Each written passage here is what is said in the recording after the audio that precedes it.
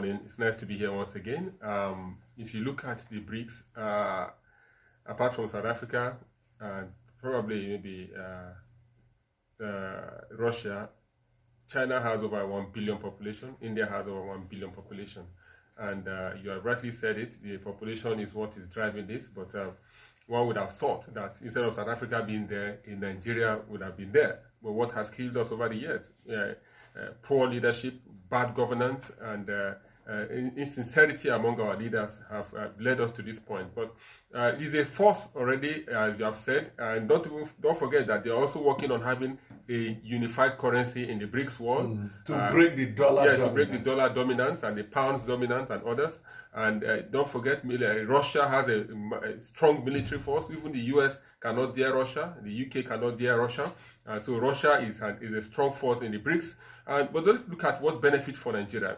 Persons and legal luminary like Femi Falana has been on the campaign trail for Nigeria to join the BRICS world. That the dollarization of Nigeria has become too much, and we need to cut from the West. And if late General Sani Abacha would have been alive, would have been happy with this proposal, because he cut ties with the West when he was there. And he went to the East. Because they made us a pariah nation. Yes, and he went to the East and Thailand, and he went to Singapore and was doing business. But where have we lost it that the BRICS didn't even approach us? Or probably they approached us, we don't have the fact yet. We'll dig deep to see if they approached us to join, and we didn't. And we need to know what benefit for Nigerians. A lot of Nigerians are in the West, as you have rightly said, jackpying to go and contribute their energy, use their energy to contribute to their economy and grow there. But what have we gotten back? You remember when the colonialism was there, the Russia, the China, the India were not part of those that shared Africa. India also was even colonized by Britain, and he's a member of the Commonwealth. So now some persons have said, some analysts have said, it is another turn, or is another period for the partition of Africa. And that is why people are pointing fingers to Russia in Niger, people are pointing fingers to Russia in Burkina Faso, people are pointing fingers to Russia in Mali.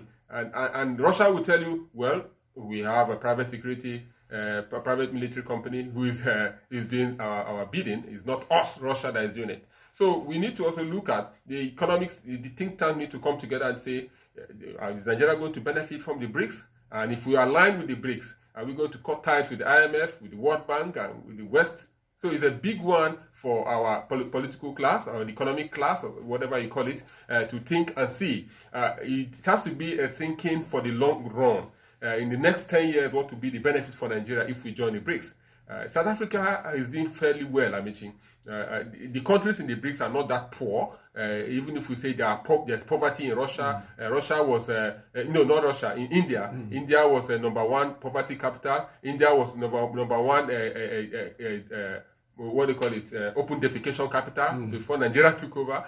They were able to surmount it. They fought it. Themselves. Yes, Modi, the Prime Minister, went to the US, went to the UK and learned. That is why I keep referring to late engineer in charge of concession company of Commission of Nigeria, Izua. Yes, engineer Izua will always tell you, when they say copycat, he likes using that word. Copy and transform it to your own taste. Let's look at countries in BRICS. India, poor, huge population, over 1 billion, but due to committed